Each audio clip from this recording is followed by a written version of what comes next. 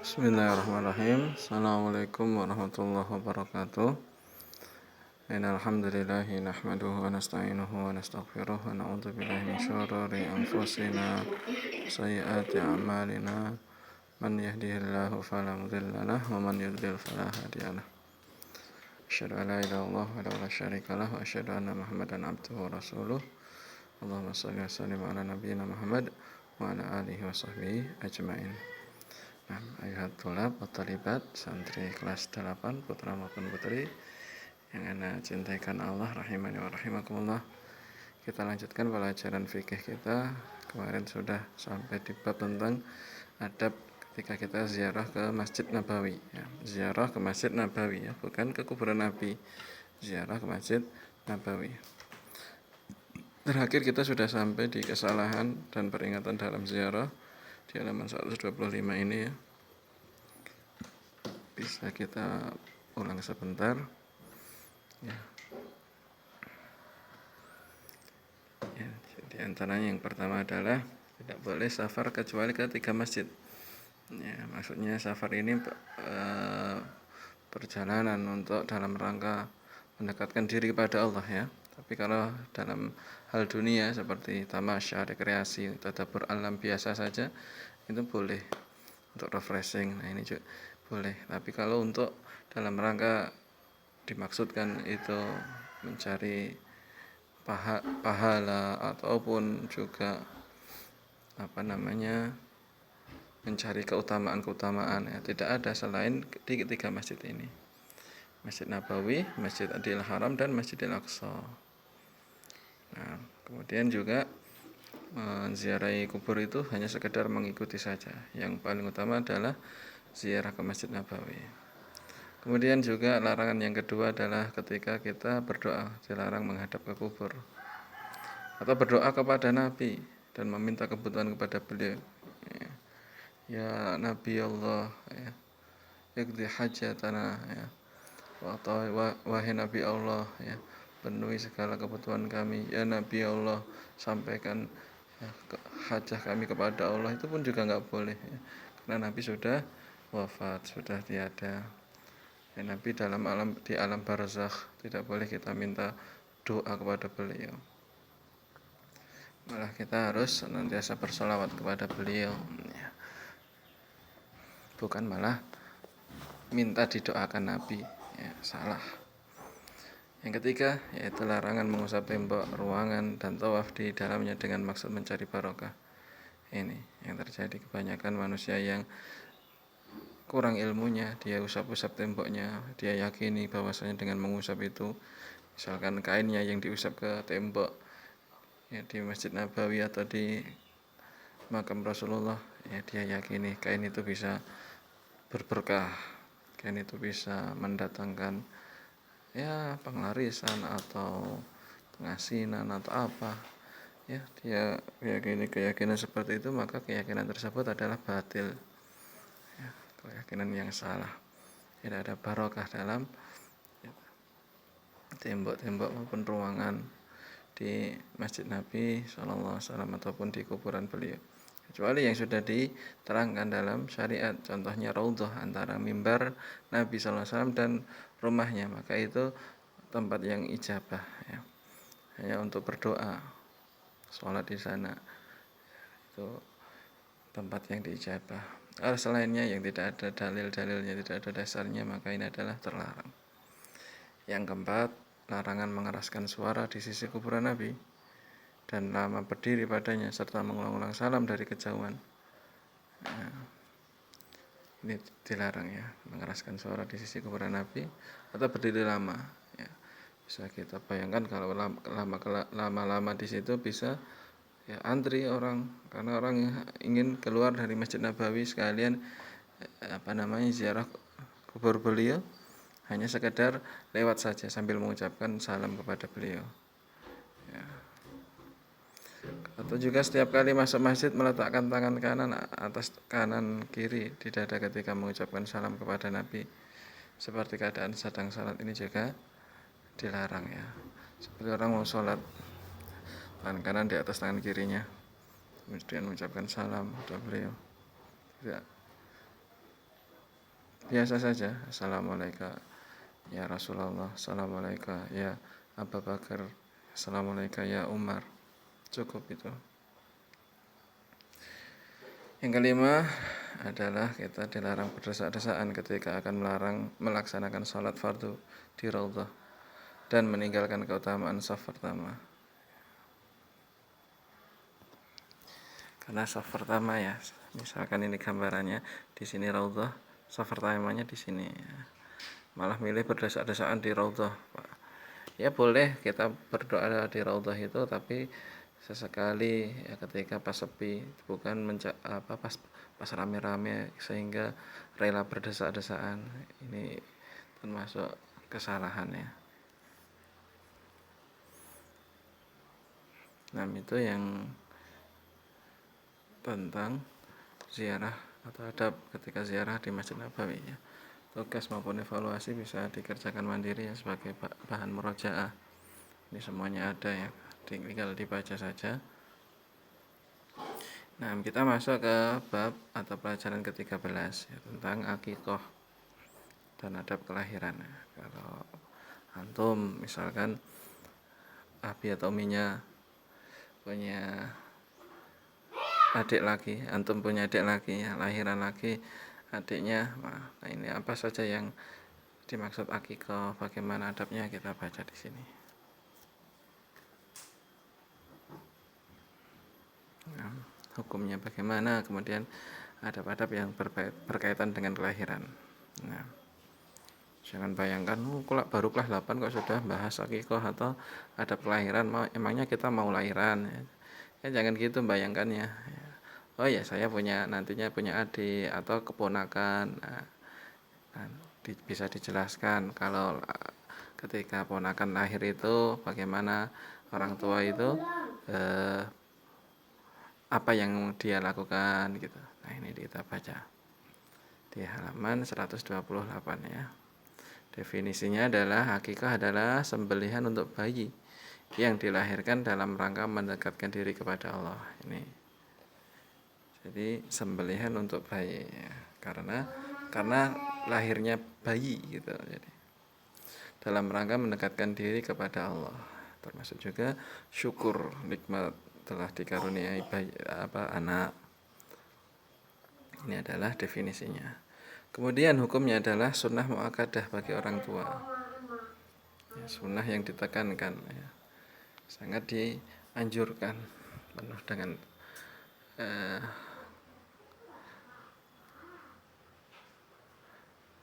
muakkad ya, ditekankan. Dalam hadis riwayat Ahmad, Tirmidzi dan Nasai, kullu gulamin murtahanun bi aqiqatihi tudbahu anhu yauma sabihi ya, wa yumatu anhu al-adha wa yusammihi. Setiap anak itu tergadaikan dengan akikahnya ya, jadi masih tergadaikan dengan akikahnya sampai disembelihkan untuknya hari ke-7 atau disembelihkan untuknya hari ke-7 ya. Allah a'lam maksudnya tergadaikan itu ada enggak di sini penjelasannya nanti ya. Yang anak ketahui bahasanya tergadaikan di sini ya, pahala-pahala yang nantinya anak kerjakan itu masih tertahan kalau anak tersebut belum diakikahkan oleh orang tuanya. Nah, di antara maknanya itu. Dan nanti bisa dicarikan referensi yang lain ya. Ya, disembelihkan untuknya hari ke-7. Jadi dari hari ke-7 dari lahirnya si anak itu disembelihkan. Kemudian dicukur rambutnya dan diberi nama. Ayumatu anhu al-adha, dicukur rambutnya, wa yusammi, dan diberi nama. Nah.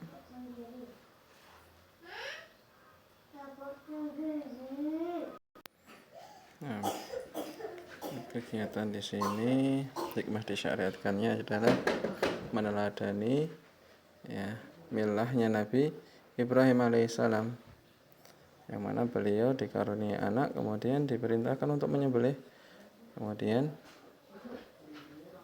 diganti dengan kambing oleh Allah Subhanahu wa taala seperti kurban. Juga adalah bentuk syukur kepada Allah Subhanahu wa taala. Nah, selain bentuk syukur di sana banyak sekali hikmahnya. Ya, adalah misalkan sosial ya. Jadi lebih apa namanya? Guyub itu kalau bahasa Indonesia lebih akrab dengan tetangga-tetangganya, sanak saudara, kanan kirinya. Ya, karena dengan adanya semacam pesta kecil ataupun ya dengan menyembelih itu sama-sama makan daging dan lainnya, bisa dijadikan referensi di lainnya ya. Yang B, dengan merujuk kepada sumber pembelajaran yang bermacam-macam dan dengan bimbingan Ustadzmu terangkan dan setelah makna kullu ghulamin murtahanun bi aqiqatihi. Ya, tadi sekilas baca adalah anak ketika meninggal, ketika masih kecil, maka terhalang syafaatnya ya gitu. Setiap anak yang masih kecil belum balik ketika sudah diambil oleh Allah Subhanahu wa taala, diwafatkan oleh Allah Subhanahu wa taala, dia akan menjadi syafaat bagi orang tuanya.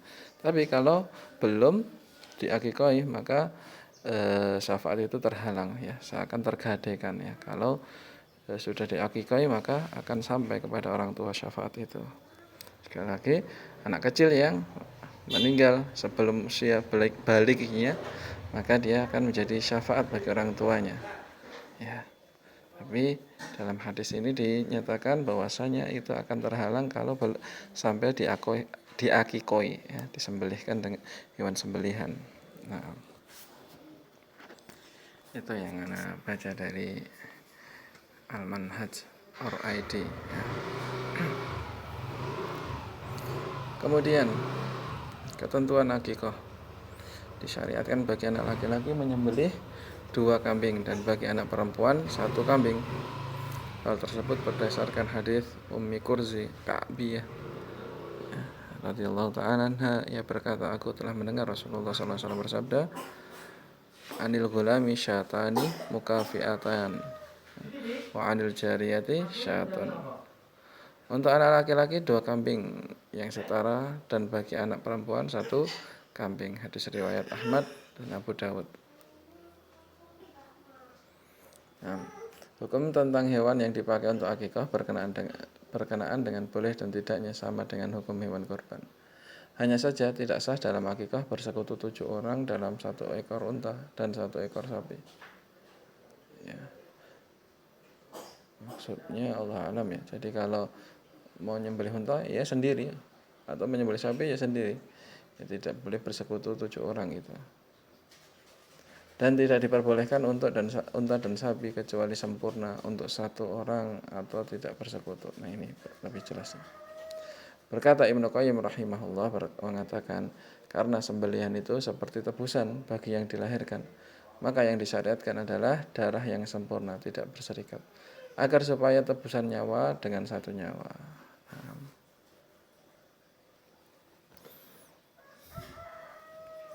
Nah, ya. Jadi syafaat itu masih tergadai kalau belum diakikoi. Maka untuk 1 tebusannya 1 nyawa untuk 1 nyawa. Jadi 1 bayi atau 1 anak untuk dengan 1 kambing itu tidak boleh bersekutu ya. Tidak boleh berserikat ya, iuran 7 orang beli 1 kambing, tidak boleh. Kapan waktunya disembelih untuk akikah itu adalah pada hari ke-7 dari kelahiran, berdasarkan hadis Samurah yang telah lalu. Hadis Samurah radhiyallahu ta'ala anhu. Tetapi jika tidak bisa maka hari yang ke-14, dan jika tidak mampu maka hari ke-21. Jika telah berlalu hari ke-21 maka tidaklah diperhitungkan permingguannya, sehingga disembelih pada hari apapun. Setelah 21 bebas ya. Tidak ada kelipatan dari itu. Kapan saja selama dia mampu untuk membeli sembelihan, kemudian dia sembelih. Kemudian di antara adab ketika ada kelahiran adalah memberi kabar gembira dengan kelahiran dan ucapan selamat karena kelahiran. Karena memberi kabar gembira itu menyenangkan dan membahagiakan, maka disunahkan bagi seorang muslim untuk bersegera menyenangkan saudaranya dan memberitahukan apa-apa yang membahagiakannya. Ya. Fa'amma bi nikmati rabbika hadits. Adapun nikmat Allah Subhanahu wa taala, maka kabarkan, ceritakan kepada ya, saudara, tetangga, ataupun teman-temannya. Allah Subhanahu wa taala berfirman tentang kisah Nabi Ibrahim, wa basyarnahu bi gulamin halim. Maka kami beri dia kabar gembira dengan seorang anak yang amat sabar. Dan Allah berfirman tentang kisah Nabi Zakaria. Ya Zakaria, apa? Ya Zakaria, inna nubasyiruka bi ghulamin ismuhu Yahya, lam naj'al lahu min qablu samiyya. Hai Zakaria, sesungguhnya kami memberi kabar gembira kepadamu bahwa akan diberi seorang anak yang namanya Yahya, yang sebelumnya kami belum pernah menciptakan orang yang serupa dengan dia. Surat Maryam ayat 7. Jadi Nabi Zakaria dan Nabi Ibrahim ya diberi kabar gembira oleh Allah Subhanahu wa taala akan adanya anak, akan diberikan anak. Kemudian memberi ucapan selamat terhadap kelahiran merupakan perkara yang disukai dengan lafaz apa saja yang menunjukkan kepadanya.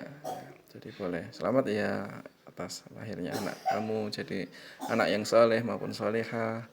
Ya yang bisa kita ucapkan ya, dengan kegembiraan kepada ya yang telah melahirkan. Ya, dan dalam ucapan tersebut ya, dengan doa-doa yang baik. Ya, jadi terserah lafadznya. Di antara riwayat yang datang dari sebagian salaf tentang ucapan selamat untuk kelahiran adalah burika laka fil mauhub wa syakartal wahib wa balagha rusyduhu wa ruzikta birruhu. Burika laka fil mauhub, semoga engkau diberkahi dengan apa yang diberikan kepadamu. Wa syakartal wahib, dan engkau bersyukur kepada yang memberi, yaitu kepada Allah. Wa balagha rusyduhu, dan disampaikan pada umur dewasa. Wa ruzikta birruhu, dan serta engkau diberi kebaikan dari anakmu ya. Jadi anak soleh, solihah ya, yang berbakti pada orang tua, berguna bagi masyarakat, negara, bangsa, dan seterusnya ya, dari lafaz-lafaz yang membahagiakan. Kemudian wajib berhati-hati terhadap kalimat yang diucapkan oleh orang-orang jahiliyah dalam memberi ucapan selamat bagi orang yang menikah, di mana mereka mengucapkan semoga sejahtera dan banyak putra. Maksudnya banyak putra laki-laki. Mereka mengkhususkan penyebutan anak laki-laki dan tidak menyebutkan anak perempuan. Ya. Dan kebanyakan mereka memberi ucapan selamat atas kelahiran anak laki-laki dan tidak memberi ucapan selamat atas kelahiran anak perempuan. Nah, jadi hati-hati dari kalimat seperti orang-orang jahiliyah yang hanya mengkhususkan ucapan kebahagiaan itu kalau dikaruniai laki-laki, kalau dikaruniai anak perempuan bukan kebahagiaan. Nah, maka wajib bagi kita meninggalkan sunnah jahiliyah ya, perkara jahiliyah tadi. Kemudian di antara adab ketika lahiran mengumandangkan adzan di telinga bayi yang baru lahir. Ini ada khilaf ya. Disunahkan mengumandangkan adzan dengan lembut di telinga anak yang baru lahir agar yang pertama kali didengar adalah kalimat-kalimat adzan yang mengandung tauhid dan pengagungan kepada Allah. Dengan demikian seperti mentalkinkan syiar-syiar Islam ketika dia masuk ke alam dunia, seperti halnya ditalkinkan kalimat tauhid ketika dia keluar dari alam dunia, sehingga awal dan akhirnya di atas tauhid. Nah ini, yang kuat dalam hal ini adalah bahwa dalil-dalil tentang adzan dan iqamah di telinga bayi yang baru lahir adalah lemah. Wallahu a'lam. Jadi di sini lemah ya. tidak bisa kita praktekkan karena hadisnya lemah. Jadi cukup ya bersyukur pada Allah, ya, mengucapkan alhamdulillah dan mendoakan ya agar diberikan keberkahan dalam membesarkannya. Nah, kini itu dulu ya di materi kali ini. Insyaallah kita lanjutkan di pertemuan berikutnya. Ini bekal ya, bekal bukan buat antum yang mau lahiran atau apa, tapi ya, keponakan atau saudara yang lahiran antum bisa bacakan doa ini tadi, barakallahu laka atau burikalaka ya, fil mauhub, semoga diberkahi dengan apa yang diberikan kepadamu. Wasyakartal wahib, hendaknya engkau bersyukur kepada sang pemberi, yaitu Allah. Wabalagha rusyduhu wa razaqta birruhu, ya, semoga ya, sampai dewasa serta diberi kebaikan dari anakmu. Nah, dan juga bisa diterangkan kalau bayi yang lahir itu nantinya akan menjadi syafaat pada orang tuanya kalau dicabut nyawanya oleh Allah, ya. Dan juga pahala-pahala dari anak kita itu akan tergadai sampai kita sembelih akikah. Itu bisa diberikan pemahaman atau semacam informasi dari materi yang kita baca kali ini kepada saudara ataupun keluarga yang sedang lahiran, atau persiapan kelahiran. Mungkin itu yang bisa kita baca di hari ini. Insyaallah kita lanjutkan di pertemuan berikutnya. Ada benarnya dari Allah Subhanahu wa taala, banyak khilafnya dari saya pribadi, dan mohon maaf yang sebesar-besarnya. Jazakumullahu khairan. Subhanakallahumma wa bihamdika asyhadu an la ilaha illa anta astaghfiruka wa atubu ilaik. Assalamualaikum warahmatullahi wabarakatuh.